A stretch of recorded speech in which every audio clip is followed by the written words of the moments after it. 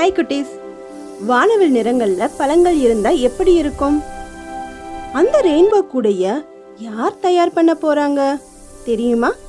வாங்க இனியா இமையாவோட பழத்தோட்ட அட்வென்ச்சருக்கு போலாம்.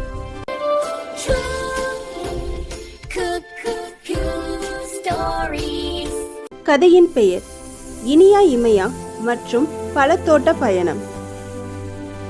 இனியாவும் இமையாவும் இன்னைக்கு ஒரு பெரிய பழத்தோட்டத்துக்கு வந்து இருக்காங்க. உள்ள நுழைஞ்ச உடனே நல்ல பழங்களோட வாசம் மனதை தூக்குது. இங்க பாருங்களேன், எவ்வளோ பெரிய தோட்டம். அங்க சிவப்பு கலர் ஆப்பிள், இங்க மஞ்சள் கலர் மாம்பழம், எல்லாமே சூப்பரா இருக்கு. ஆமா இமையா, ஆனா அங்க பாரு, அங்க தாத்தா யாரோ கவலையா உட்காந்துருக்காங்களே. நம்ம போய் என்னாச்சுன்னு கேட்போமா? என்னாச்சு தாத்தா, ஏன் கவலையா உட்காந்துருக்கீங்க? குழந்தைகளே, இன்னைக்கு சாயங்காலம் ஒரு ஸ்கூல்ல இருந்து பசங்க வராங்க. அவங்களுக்கு ரெயின்போ பழக்கூட தயார் பண்ணணும். ஆனா எனக்கு கால் ரொம்ப வலிக்குது. என்னால எல்லா பழங்களையும் பறிக்க முடியலையே.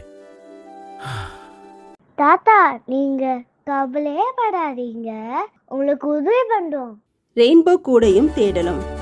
இனியாவும் இமையாவும் இப்போ ஒவ்வொரு கலர் பழமா தேட ஆரம்பிச்சாங்க. இமையா, நம்ம கலர்ஸை ஃபாலோ பண்ணுவோம். ஃபர்ஸ்ட் ரெட் கலர் ஆப்பிள பறிப்போம். இங்க அங்க பாரு, பச்சை கலர்ல கொய்யா பழம் நிறைய இருக்கு. நான் போய் எடுக்கிறேன். ரெண்டு பேரும் ஜாலியா பாட்டு பாடிக்கிட்டே ஆரஞ்சு, திராட்சை, மாதுளைன்னு எல்லாத்தையும் சேகரிக்கிறாங்க.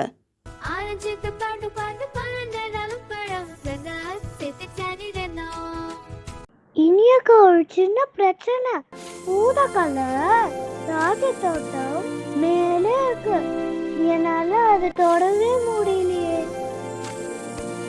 இரியுமா, நமக்கு தான் அந்த நீளமான குச்சி இருக்கே, அதை வச்சு மெல்ல பறிப்போம். ரெண்டு பேரும் 7 கலர் பழங்களையும் சேகரிச்சு ஒரு பெரிய கூடையில அடுக்குனாங்க. அது பார்க்க வானவில் மாதிரியே இருந்துச்சு. வாவ், ரொம்ப நன்றி குழந்தைகளே. நீங்க இல்லனா இன்னைக்கு குழந்தைகளுக்கு பழங்கள் கிடைச்சிருக்காது. நீங்க நல்ல உதவி செஞ்சிருக்கீங்க.